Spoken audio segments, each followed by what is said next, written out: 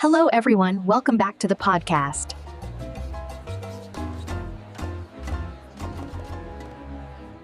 Hey everyone, welcome back to Hannah Daily English. I'm Hannah. And I'm James. It's so good to be back with you. James, how are you doing today? I'm actually a little tired, but happy. I was just trying to bake some cookies before we started. Oh, that sounds fun. Did you have any luck? Well, that's the funny thing. I went to the kitchen and I realized I didn't have any chocolate chips. But I did have some oatmeal, so I thought, hey, I can make some oatmeal cookies instead. See, that is perfect. And you just used our exact topic like 3 times naturally. Did I? Oh, wow, you're right. Some and any. I didn't even plan that. It just proves how these little words are woven into everything we say. So that's what we're diving into today, how native speakers really use some and any. Yeah, because I know this is one of those topics that can seem simple in a textbook, but then you get into a real conversation and it feels tricky. When do I use which one? Exactly. And we're going to break it all down so it feels easy and natural. By the end, you'll be using some and any without even thinking about it, just like James did. We'll share tons of personal examples, talk about the little exceptions, and look at common phrases. So if you want to sound more natural when you speak, you're in the right place. And if you're new here, we make episodes just like this every week to help you speak English with confidence. So hit that subscribe button so you don't miss any future lessons. All right, let's jump in. So, Hannah, how do we even start thinking about some and any? Let's start with the basic feeling of them. Think of some as positive and any as, well, not necessarily negative, but more open or uncertain. It's about the expectation. Okay, so in my cookie story, I said I didn't have any chocolate chips. That's a negative statement, right? So I used any. Perfect. And then you said, I did have some oatmeal. That's a positive statement. You're confirming you have it. So a super simple starting point is positive statements often use some, and negative statements with not often use any. Right, so I need some help. That's positive. I don't need any help. That's negative. Exactly. And questions, well, that's where it gets interesting. What do you think? If I ask you, do you have any plans for tonight? What's my expectation? It feels like an open question. You don't know if I have plans or not. You have zero expectation. Right. So for most questions, especially when we don't know the answer, we use any. Are there any good restaurants near here? Do you have any siblings? Is there any milk left? That makes sense. But wait, I can also ask, would you like some coffee? I'm offering. That's a question, but I used some. Ah, you caught the first big exception. Great. That's because when we make an offer or a request and we're expecting or hoping for a yes answer, we often use some. It's more polite and encouraging. Oh, I see. So, would you like some coffee implies I have coffee and I think you might want it. I'm sort of expecting you to say yes. If I said any coffee, it would sound strange, like I'm not sure if I have coffee or not. Exactly. It's the same with requests. Can I have some water? Sounds more natural and polite than can I have any water, which sounds almost like you're questioning if water is available at all. So the feeling behind the question matters a lot. Open, unknown information, use any. Offering something or making a polite request where you hope for a yes, use some. You've got it. Let's give a few more examples from real life. Yesterday, I was at the store and I needed to buy, let me think, some fruit, some bread, and some eggs. Positive statements for your shopping list. And did you find any good apples? See, perfect question from you. You didn't know, so you used any. And actually, no, I didn't find any. They were all a bit soft.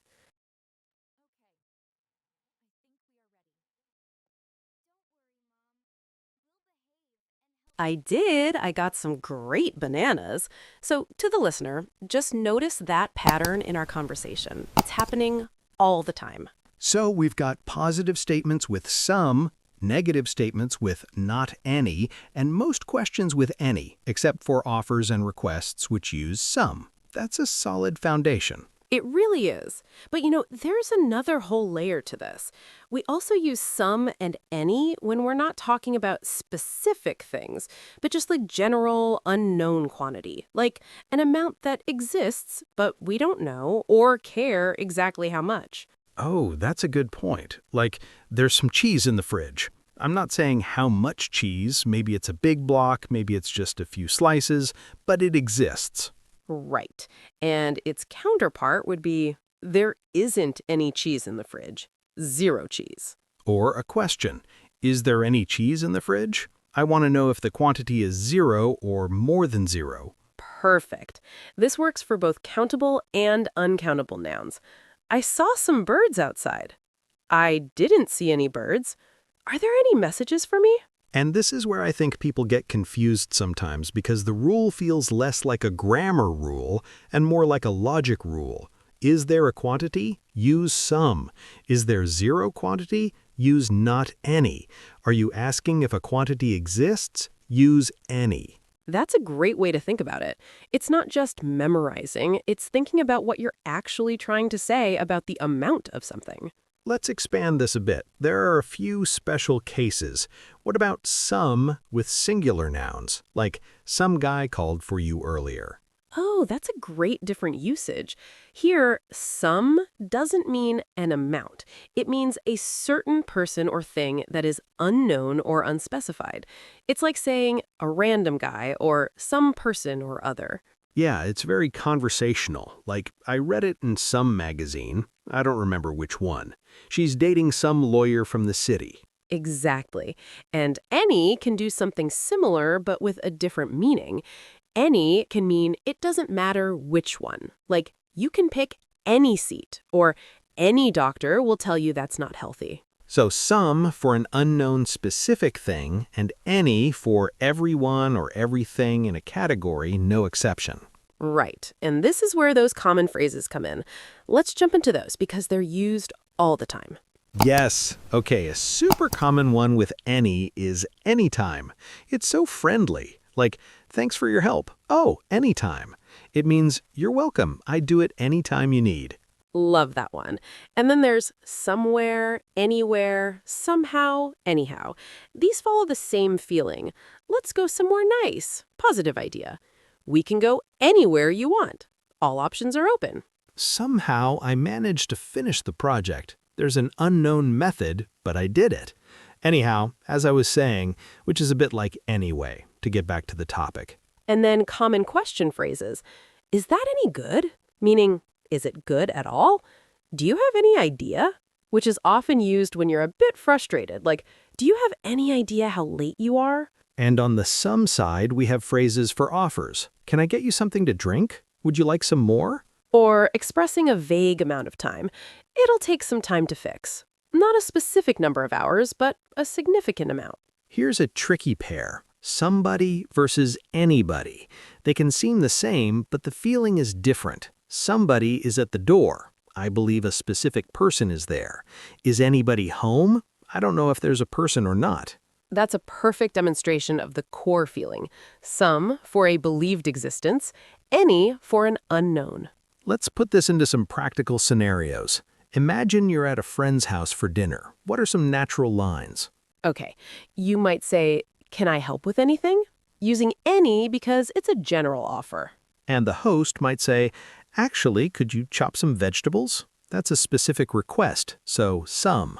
During dinner, the soup is delicious. Is there any more? A question about quantity. Yes, there's some more in the kitchen. Let me get you some. Positive statement, and then an offer. Perfect. Now imagine a work scenario. You're in a meeting. Do you have any questions so far? The presenter asks the whole room. I have some questions about the budget. A positive statement from an attendee.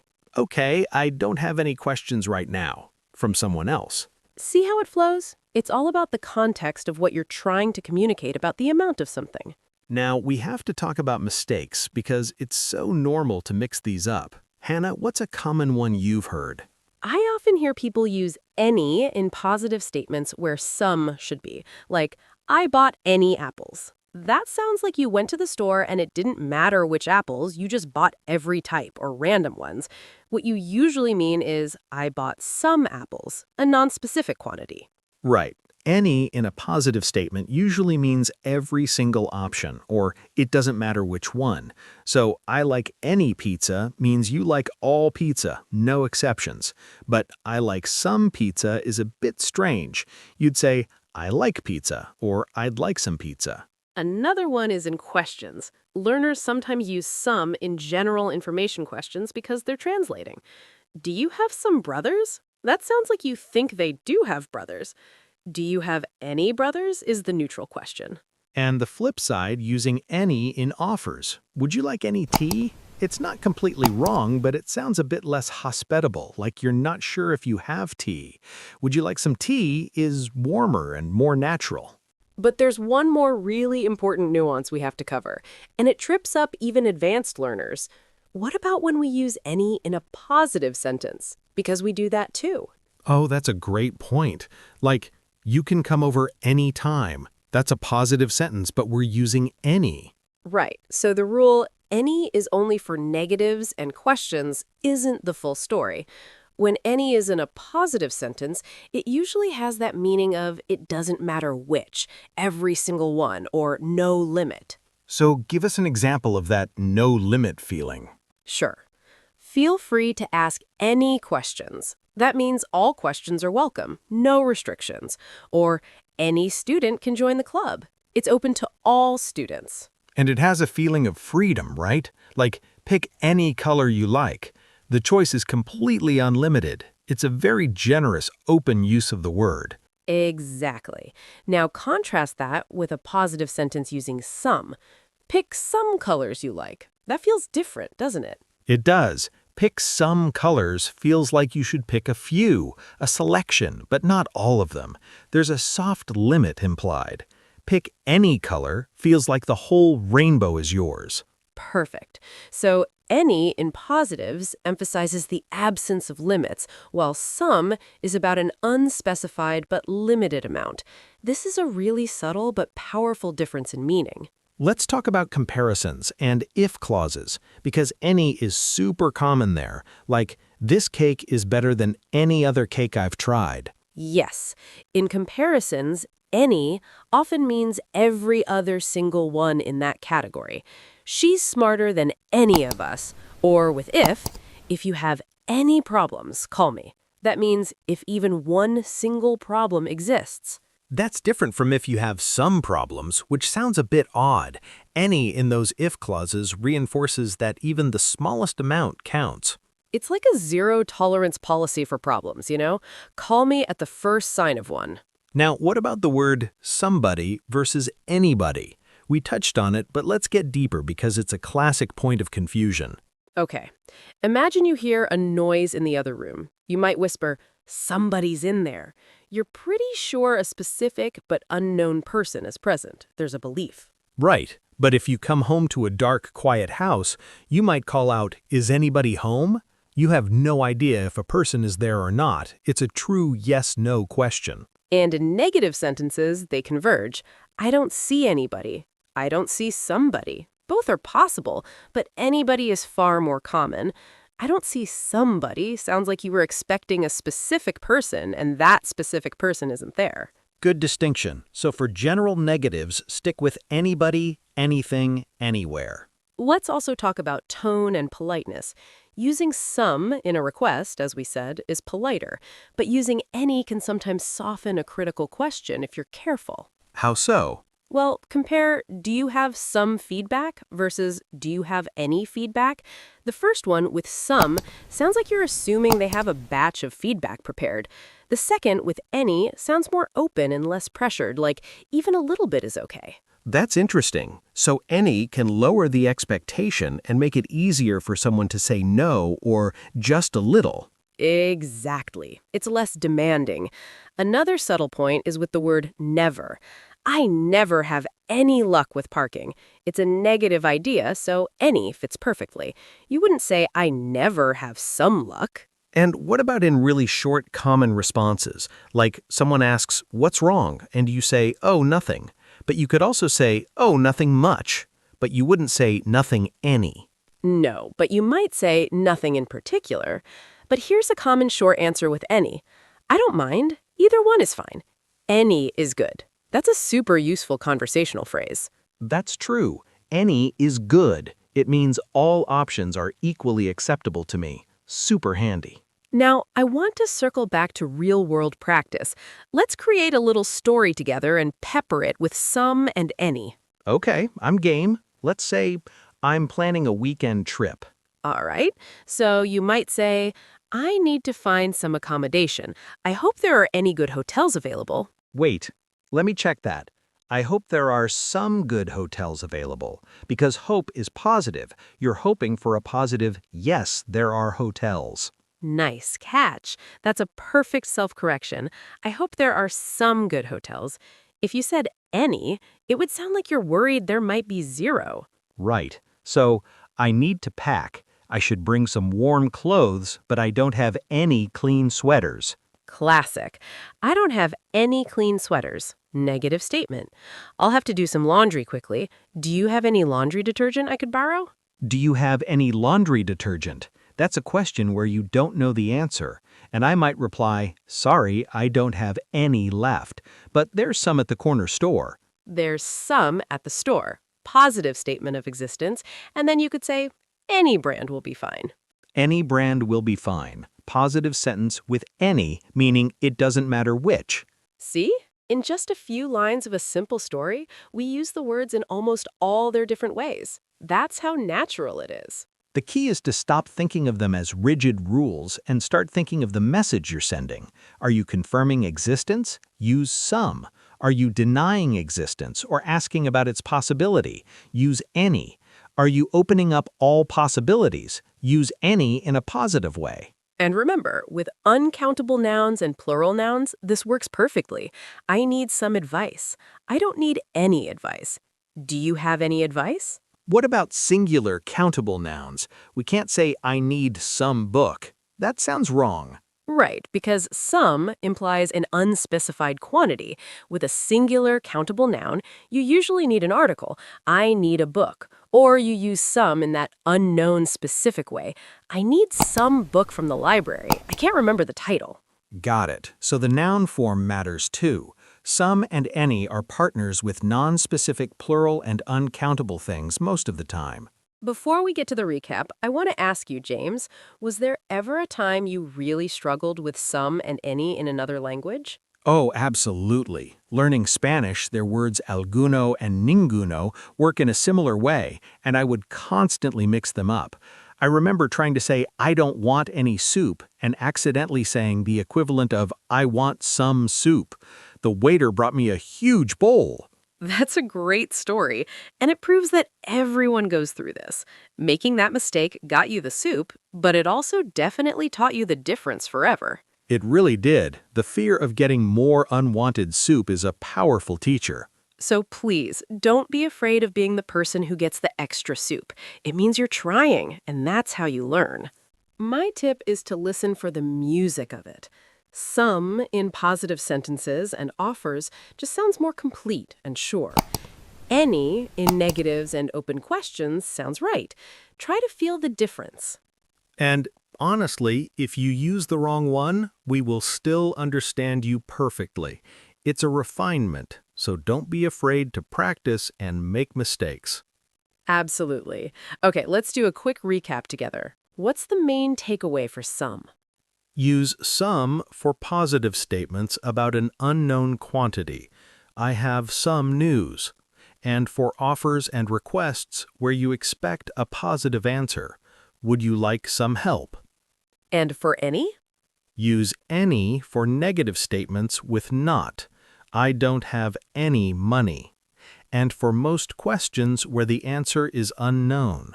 Are there any problems? And remember the special uses. Some for an unknown specific thing, and any to mean it doesn't matter which. So here's a question for you listening. Think about your day. Did you drink some water today? Do you have any plans for later? Try to make 2 sentences about your day using some and any and write them in the comments. We'd love to see them. Practicing with your own life is the best way. Every time you go to the kitchen, think, is there any juice? Or I'll have some water. It makes it automatic. You're doing great. This stuff takes time, but noticing it is the biggest step. If this episode helped you, please let us know by giving us a like. It really supports the channel. And subscribe to Hannah Daily English for more lessons like this every week. Next time, we're going to tackle another pair of tricky little words, do and make. Why do we do homework but make a mistake? We'll figure it out together. Thanks so much for learning with us today. Keep practicing, keep speaking, and we'll see you in the next one. Bye, everyone. Bye.